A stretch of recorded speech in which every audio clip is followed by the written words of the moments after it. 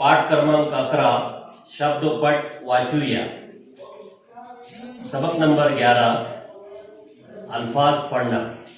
वाचा हौद, हौद पाण्याने भरला है। हौद को जो है हम उर्दू में हौज बोलते हैं। हौज जो है पानी से भरा हुआ है। पतंग, आम्ही पतंग उड़वतो। पतंग उर्दू में हम पतंग ही बोलते हैं उर्दू में इसको।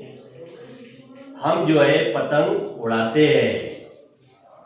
घोड़ा धावतो, घोड़ा धावतो। बैल चारा खातो, बैल चारा खातो। बैल जो है चारा खाता है। घोड़ा दौड़ता है, घोड़ा दौड़ता है। फूल छान आहे, फूल खूबसूरत है। केळी, केळी पिवळी आहे।